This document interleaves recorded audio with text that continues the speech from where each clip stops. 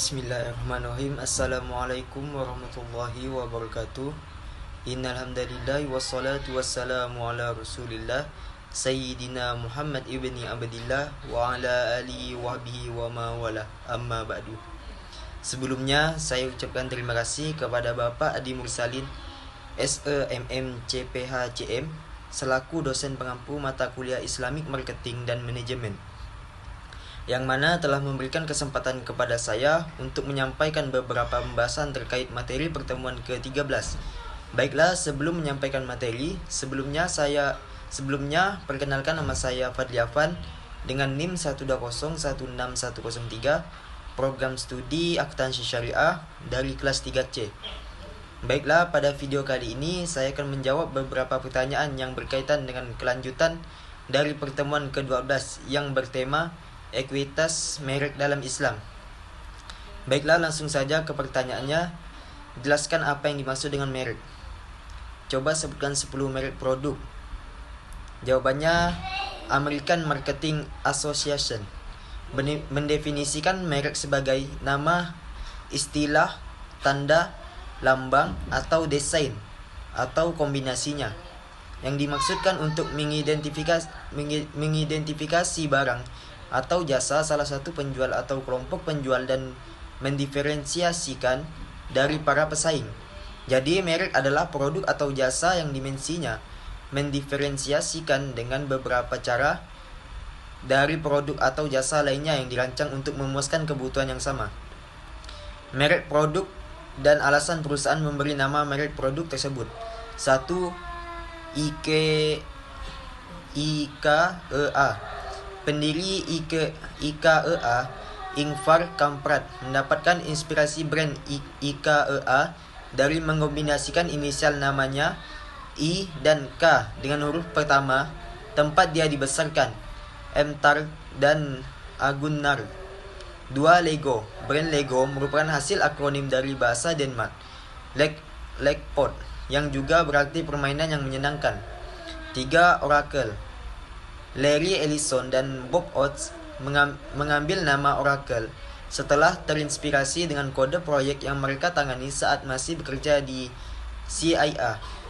Proyek tersebut merupakan sebuah protes database yang mampu menjawab segala pertanyaan tentang apapun. 4. Pepsi. Awalnya Pepsi bernama Brad's Drink, sesuai dengan penemu Pepsi Cola, Caleb Branham. Namun pada 898 dia mendapatkan ide untuk mengubah nama brandnya setelah adanya dyspepsia atau penyakit gangguan pencernaan. Branham yakin Pepsi adalah obat untuk gangguan pencernaan. 5. Reebok. Reebok sebenarnya adalah pelafalan yang lebih mudah dari rebok, sebuah bahasa Afrika Belanda yang berarti kijang.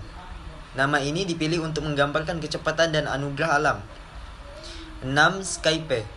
Skype merupakan kependekan dari nama sebenarnya Sky Peer to Peer dan menjadi Skyper. Huruf R-nya pun dihilangkan untuk memudahkan pelafalan.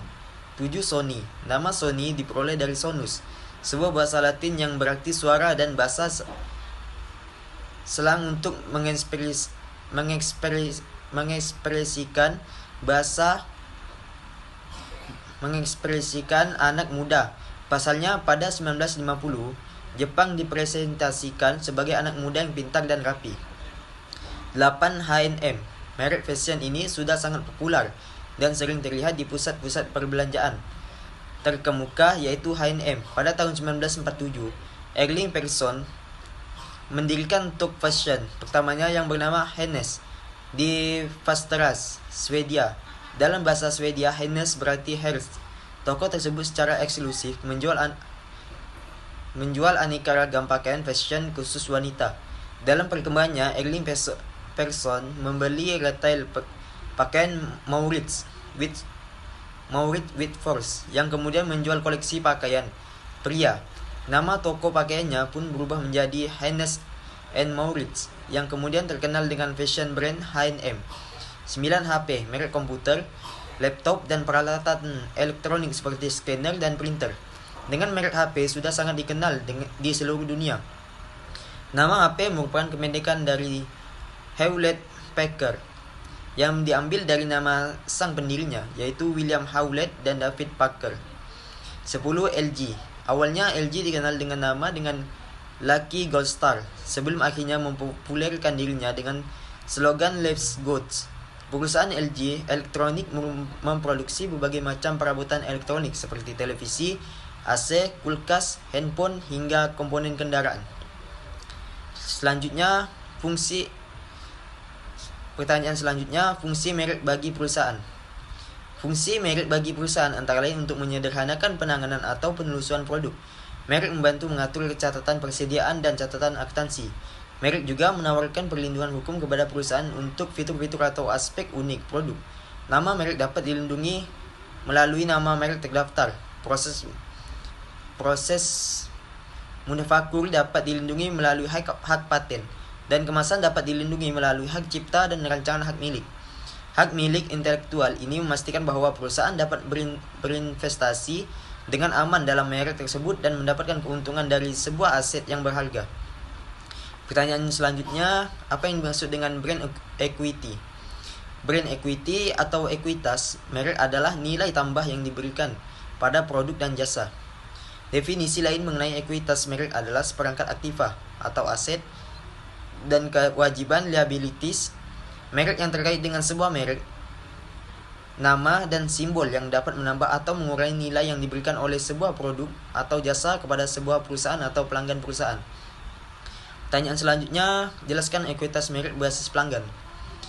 Ekuitas merek berbasis pelanggan, yaitu customer based brand equity, adalah pengaruh diferensial yang dimiliki konsumen atas pengetahuan merek terhadap pemasaran merek tersebut. Sebuah merek mempunyai ekuitas merek berbasis pelanggan yang positif ketika konsumen bereaksi lebih positif terhadap produk dan cara produk itu dipasarkan ketika merek itu teridentifikasi dibandingkan ketika merek itu tidak teridentifikasi. Sebaliknya, merek mempunyai ekuitas merek berbasis pelanggan yang negatif jika konsumen tidak terlalu menyukai aktivitas pemasaran untuk merek itu dalam keadaan yang sama. Pertanyaan selanjutnya, ada 3 bahan kunci ekuitas merek berbasis pelanggan. Sebutkan dan jelaskan. Ada 3 bahan kunci ekuitas merek berbasis pelanggan. 1. Ekuitas merek timbul akibat perbedaan respon konsumen. Jika tidak ada perbedaan, maka pada intinya produk nama merek merupakan suatu komoditas atau versi generik dari produk. Persaingan kemungkinan timbul dari harga. 2. Perbedaan respon adalah akibat pengetahuan konsumen tentang merek. Pengetahuan merek terdiri atas semua pikiran, perasaan, citra, pengalaman, keyakinan, dan lain-lain yang berhubungan dengan merek. Secara khusus, merek harus menciptakan asosiasi merek yang kuat, menyenangkan, dan unik dengan pelanggan. 3. Diferensial dari konsumen yang membentuk ekuitas merek tercermin dalam persepsi, preferensiasi, dan perilaku yang berhubungan dengan semua aspek pemasaran merek. Merek yang lebih kuat menghasilkan pendapatan yang lebih besar. Tantangan bagi pemasar dalam membangun merek yang kuat adalah memastikan bahwa pelanggan memiliki jenis pengalaman yang tepat dengan produk, jasa, dan program pemasaran untuk menciptakan pengetahuan merek yang diinginkan. Pengetahuan konsumenlah yang menimbulkan perbedaan-perbedaan yang kemudian memanifestasikan diri dalam ekuitas merek.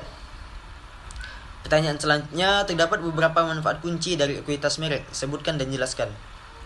Beberapa manfaat kunci dari ekuitas merek adalah 1. Memperbaiki persepsi kinerja produk. 2. Loyalitas lebih besar. 3. Tidak terlalu rentan terhadap tindakan pemasaran kompetitif. 4. Tidak terlalu rentan terhadap krisis pemasaran. 5. Margin yang lebih besar. 6. Respon konsumen yang lebih tidak elastis terhadap peningkatan harga. 7. Respon konsumen yang lebih elastis terhadap penurunan harga. 8. Kerjasama dan dukungan dagang yang lebih besar. 9. Efektivitas komunikasi pemasaran yang meningkat.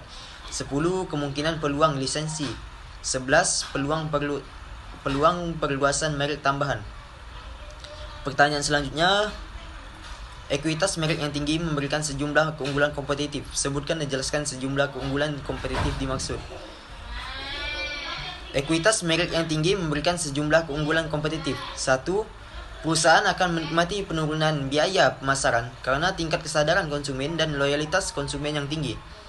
2. Perusahaan akan memiliki tuasan dagang dalam berunding dengan para distributor dan pengecer karena ada maksud untuk menjual merek tersebut. 3. Perusahaan dapat mematok harga yang lebih tinggi dibandingkan para pesaing karena merek itu mempunyai mutu yang tinggi. 4. Perusahaan dapat dengan mudah meluncurkan perluasan merek karena nama merek mempunyai kredibilitas yang tinggi. 5. Merek menawarkan perlindungan kepada perusahaan melawan kompetisi harga yang alot. 8. Pertanyaan selanjutnya, merek bervariasi dalam hal kekuatan dan nilai yang dimilikinya di pasar. Berikut ini adalah tingkat respon konsumen terhadap suatu merek. Sebutkan dan jelaskan. Berikut ini adalah tingkat respon konsumen terhadap suatu merek. 1. Merek yang tidak dikenal oleh sebagian pembeli di pasar. 2. Merek yang pembelinya memiliki tingkat kesadaran merek yang tinggi. 3. Merek yang memiliki tingkat penerimaan merek yang tinggi. 4. Merek yang menikmati tingkat preferensi merek yang tinggi. 5. Merek yang memiliki kesetiaan merek atau brand loyalty yang tinggi. Pertanyaan selanjutnya, jelaskan bagaimana Anda membangun ekuitas merek Anda. Dalam membangun ekuitas merek, saya akan menciptakan struktur pengetahuan merek yang tepat untuk konsumen yang tepat. Saya juga akan menerapkan 3 kumpulan utama penggerak untuk ekuitas merek saya dalam perspektif manajemen pemasaran, yaitu 1. Pilihan awal untuk elemen atau identitas merek yang membentuk merek, nama merek, URL, logo, lambang, karakter, juru bicara, slogan, lagu, kemasan, dan papan iklan. 2. Produk dan jasa serta semua kegiatan pemasaran dan program pemasaran pendukung yang menyertainya. 3. Asosiasi lain yang diberikan secara tidak langsung ke merek dengan menghubungkan merek tersebut dengan beberapa entitas lain, seperti orang, tempat, atau barang. Pertanyaan selanjutnya, bagaimana brand equity dalam kajian syariah? Sebenarnya pada masa Rasulullah SAW telah ada kajian mengenai brand equity, yaitu dicontohkan pada saat beliau sedang berdagang. Beliau selalu memperhatikan penampilan dengan cara tidak membohongi pelanggan, baik yang menyangkut kualitas maupun kuantitas. Seperti terdapat dalam Quran surah Asy-Syu'ara ayat 181-183 yang menjelaskan bahwa dalam pemasaran tidak saja dari kesesuaian harga atau pengorbanan biaya yang dikeluarkan oleh konsumen dengan fisik produk, tetapi jauh lebih dari itu adalah value produk kualitas sebagai bahan bagi konsumen dalam memperbandingkan antara nilai produk dan harganya. Sekiranya konsumen merasakan nilai produk lebih tinggi dibandingkan harganya, mereka akan puas. Sebaliknya, jika nilai produk yang mereka rasakan lebih rendah, mereka kecewa. Artinya marketer telah membuat merugikan konsumen. Jadi, pemasar harus memberikan yang terbaik untuk konsumen dengan jujur menjual, sehingga kepercayaan diri konsumen semakin meningkat apabila menggunakan produk tersebut. Pertanyaan selanjutnya, sebutkan dan jelaskan variabel-variabel dari brand equity. Berikut ini akan dibahas mengenai variabel-variabel dari brand equity. 1. Brand awareness atau kesadaran merek. Kesadaran merek merupakan suatu ukuran seberapa banyak pelanggan potensial mengetahui sebuah merek. Strategi yang lazim dalam pemasaran dan periklanan adalah mempertinggi tingkat kesadaran merek. Pada hakikatnya, orang tidak akan membeli produk yang tidak mereka ketahui. Namun, keakrabannya dengan produk juga merupakan pengaruh pembelian yang kuat. Para pembeli jauh lebih merasa nyaman dengan produk yang dikenal dibandingkan dengan produk yang tidak dikenal. 2. Brand loyalty atau kesetiaan merek. Hal yang sangat erat hubungannya dengan kepuasan konsumen dan perilaku keluhan konsumen adalah konsep kesetiaan merek. Dapat didefinisikan kesetiaan merek sebagai sejauh mana seorang pelanggan menunjukkan sikap positif terhadap suatu merek, mempunyai komitmen pada merek tertentu, dan berniat untuk terus membelinya di masa depan. Kesetiaan merek dipengaruhi secara langsung oleh kepuasan atau ketidakpuasan dengan merek yang telah diakumulasi dalam jangka waktu tertentu sebagai persepsi kualitas produk. 3. Brand association atau asosiasi merek. Asosiasi merek merupakan persepsi dan citra yang dikaitkan oleh orang dengan merek tertentu. Patut dicatat bahwa asosiasi merek dapat pula negatif. Hal ini dapat mengurangi atau memotong ekuitas sebuah merek. Membangun kesadaran terhadap merek merupakan langkah awal untuk membangun ekuitas merek. Tetapi nilai terhadap merek akan menjadi semakin kuat apabila tercipta proses asosiasi antara pelanggan dengan merek. Asosiasi adalah nilai merek yang sebagian besar didasarkan pada asosiasi yang dibuat oleh pelanggan dengan nama merek itu. 4. Perceived quality, persepsi kualitas. Mutu yang dirasakan merupakan bagian dari citra merek pembeli didasarkan pada kenyataan dan pengalaman aktual. Sungguh pun demikian, bagian lainnya yang dari citra didasarkan pada persepsi yang lahir dari reputasi sebuah perusahaan, kata-kata, cakupan media, dan sumber informasi tidak langsung lainnya. Kualitas produk dalam praktek bisnis apapun sangat diperlukan. Oleh karena itu, pebisnis perlu mengenal apa yang dimaksud dengan kualitas yang dirasakan oleh konsumen.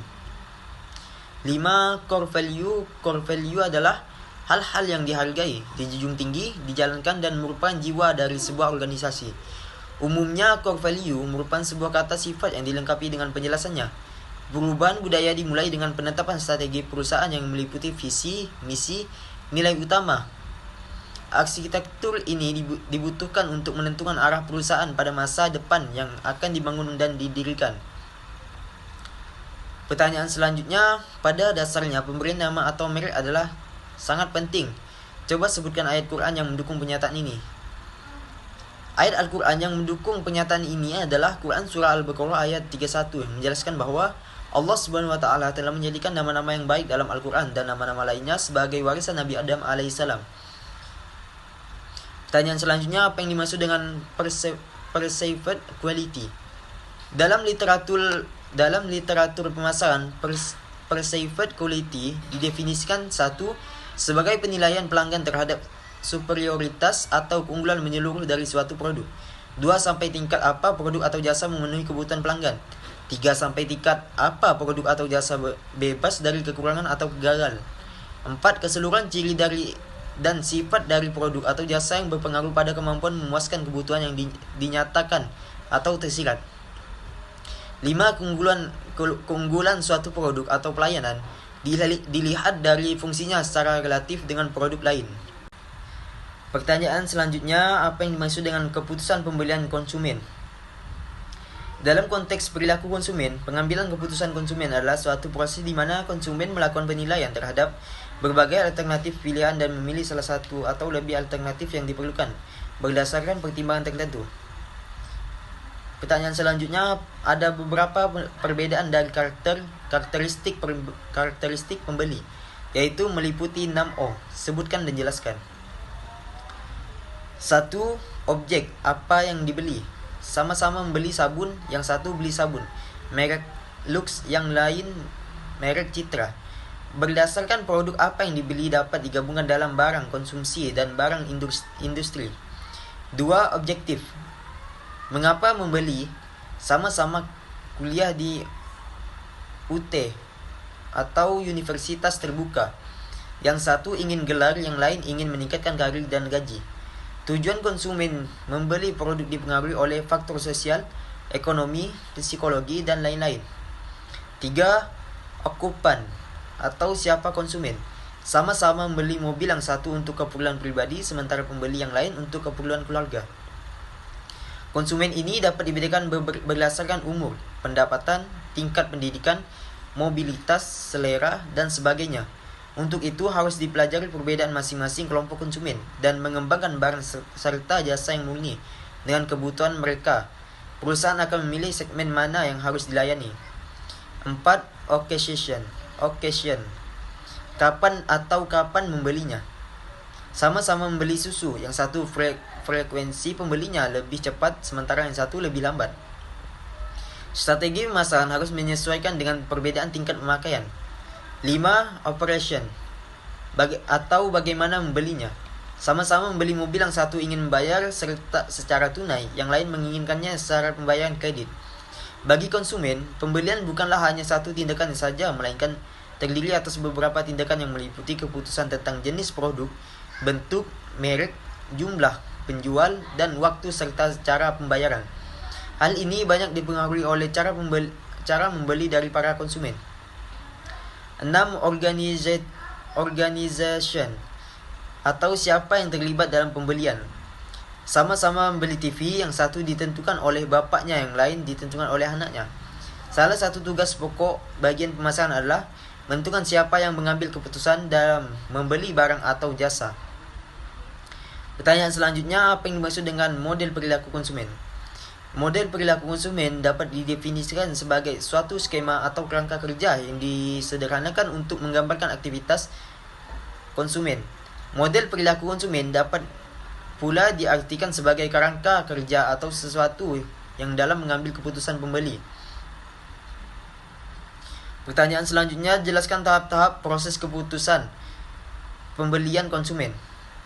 Ada 5 tahap proses pembelian yang dilakukan oleh konsumen, yaitu 1. Pengenalan masalah. Proses pembelian dimulai dengan pengenalan masalah. Pembeli menyadari bahwa adanya perbedaan antara keadaan sebenarnya dan keadaan yang diinginkan. Kebutuhan dapat digerakkan oleh rangsangan dari dalam diri atau dari luar pembeli. Para pemasar perlu mengenai berbagai hal yang dapat menggerakkan kebutuhan atau minat tertentu konsumen dengan menghimpun sejumlah informasi dari sejumlah konsumen. Para pemasar dapat mengenal rangsangan yang lebih sering dilakukan dan cukup efektif untuk membangkitkan minat pada jenis produk tertentu. 2. Pencarian informasi. Seorang konsumen yang mulai tergugah minatnya mungkin mungkin tidak akan mencari informasi yang lebih banyak lagi. Andai kata konsumen berusaha menghimpun informasi lebih banyak, hal penting bagi pemasar adalah sumber-sumber informasi pokok yang akan diperhatikan konsumen dan pengaruh relatif setiap informasi terhadap rangkaian keputusan membeli. 3. Penilaian alternatif setelah memiliki informasi yang cukup lengkap. Biasanya konsumen mengevaluasi alternatif yang ada. Dalam mengevaluasi, konsumen dapat menggunakan kalkulasi yang ketat dan berpikir tentang barang yang akan dibeli. Tetapi ada kalanya konsumen mengandalkan intuisi saja dan bersikap impulsif atau belanja tanpa merencanakan. Ada kalanya konsumen memutuskan sendiri, namun ada kalanya perlu mendengarkan pendapat orang lain terlebih dahulu sebelum memutuskan. Yang keempat, keputusan membeli tahap. Penilaian keputusan menyebutkan konsumen membeli pilihan di antara beberapa merek yang tergabung dalam perangkat pilihan. Konsumen mungkin juga membentuk maksud untuk membeli dan cenderung membeli merek yang disukainya. 5. Perilaku setelah pembelian. Setelah pembelian, membeli produk. Konsumen akan mengalami beberapa tingkat kepuasan atau ketidakpuasan. Konsumen juga akan terlibat dalam tindakan sesudah pembelian pada pemasar.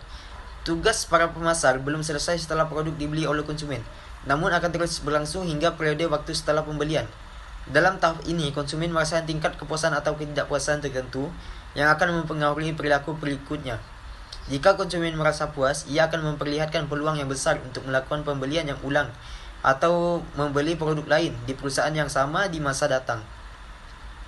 Sebaliknya, konsumen yang merasa tidak puas akan bereaksi dengan tindakan yang berbeda. Pertanyaan selanjutnya, sebutkan dan jelaskan faktor-faktor yang mempengaruhi pembelian konsumen. Ada beberapa faktor yang mempengaruhi perilaku konsumen. 1. Faktor-faktor kebudayaan. Faktor kebudayaan berpengaruh luas dan mendalam terhadap perilaku konsumen. Kebudayaan adalah faktor penentu keinginan dan perilaku seseorang yang paling mendasar. Setiap budaya mempunyai kelompok-kelompok sub-budaya lebih kecil yang merupakan identifikasi dan sosialisasi yang khas untuk perilaku anggotanya. Kelas sosial adalah sebuah kelompok yang relatif homogen dan bertahan lama dalam sebuah masyarakat yang tersusun dalam urutan jenjang. 2. Faktor sosial. Faktor ini meliputi keluarga, kelompok, referensi, status, peranan sosial, dan gaya hidup. 3. Faktor-faktor individu. Faktor ini meliputi A. Motivasi, motif yang ada pada seseorang yang akan mewujudkan tingkah laku yang diarahkan pada tujuan untuk mencapai sasaran kepuasan. Jadi motif bukan sesuatu yang dapat diamati tetapi merupakan hal yang dapat disimpulkan karena dapat disaksikan.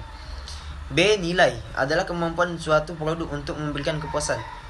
C. Persepsi atau pengamatan adalah suatu proses di mana manusia menyadari dan menginterpretasikan aspek lingkungannya. D. Belajar menggambarkan perubahan dalam perilaku seseorang individu yang bersumber pada pengalaman. Kebanyakan perilaku manusia diperoleh dengan mempelajari. E. Kepercayaan adalah gagasan deskriptif yang dianut seseorang tentang sesuatu.